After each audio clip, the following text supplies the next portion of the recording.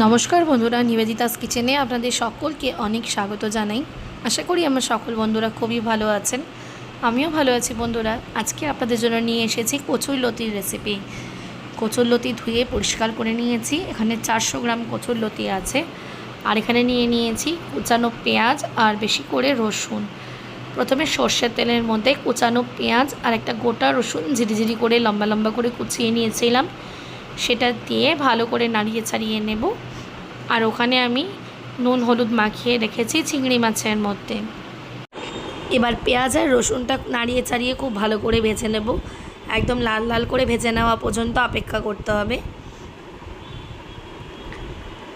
এদিকে পেঁয়াজ রসুনটা ভাজা হয়ে গেছে। এবার নুন হলুদ মাখিয়ে রাখা বেশি করে চিংড়ি মাছটা দিয়ে নিলাম।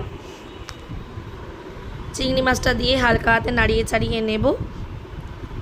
3 থেকে 4 মিনিট চিংড়ি মাছটার গায়ের রঙটা চেঞ্জ হওয়া পর্যন্ত ভেজে নিতে হবে। এখানে কিছু আমি ড্রাই মশলা নিয়ে নিয়েছি। 1 চামচ নুন, 1 চামচ হলুদ, 1 চামচ জিরে গুঁড়ো, 1 চামচ ধনে গুঁড়ো আর 1 চামচ লঙ্কার গুঁড়ো। এই সমস্ত উপকরণগুলো চিংড়ি মাছগুলো হালকা হাতে ভেজে নিয়ে একে একে এবার এই সমস্ত মশলাগুলো এর মধ্যে দিয়ে নিতে হবে।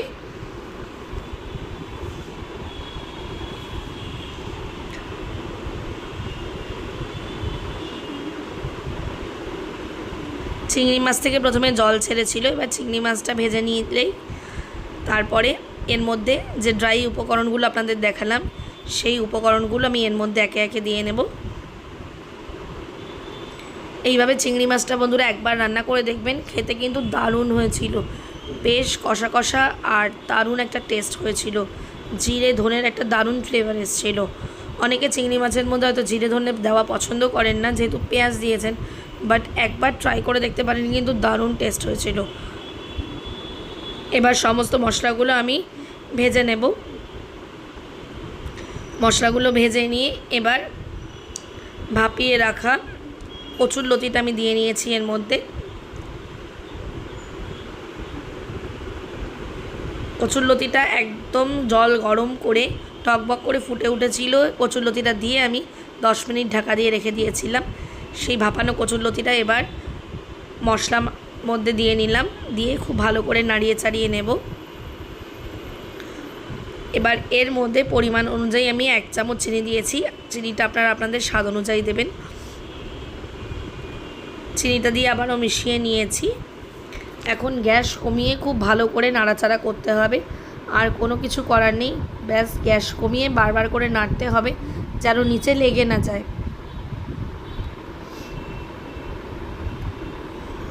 খুব ভালো করে মশলার সাথে মেশাবো, তাতে কচুরলতিটা খুব ভালো করে সিদ্ধ হয়ে যাবে এবং কচুরলতিটা অনেকটা কমে যাবে। আর আমি বন্ধুরা এখানে 2টো কাঁচা লঙ্কা দিয়ে নিয়েছিলাম। কাঁচা লঙ্কাটা অপশনাল, আপনারা দিলেও দিতে পারেন, না দিলেও না। আমরা ঝাল একটু বেশি খাই, তাই আমরা কাঁচা লঙ্কা দিয়ে নিয়েছিলাম 2-3টে।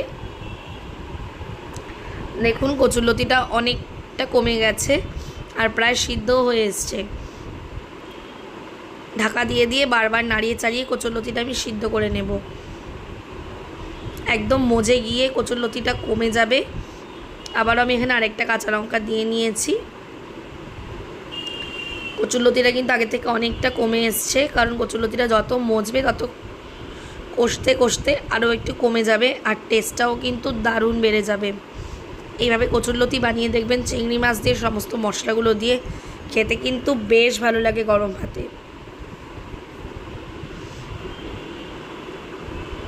একদম নিচ থেকে অলরেডি তেল বেরিয়ে এসছে। আমার কচুরলতি একদম ডান বন্ধুরা। আমার এই রেসিপিটি আপনাদের কেমন লাগলো অবশ্যই আমাকে কমেন্টে জানাবেন। আবারও দেখা হবে আরও একটি নতুন রেসিপির সাথে। ততক্ষণের জন্য বাই বাই বন্ধুরা।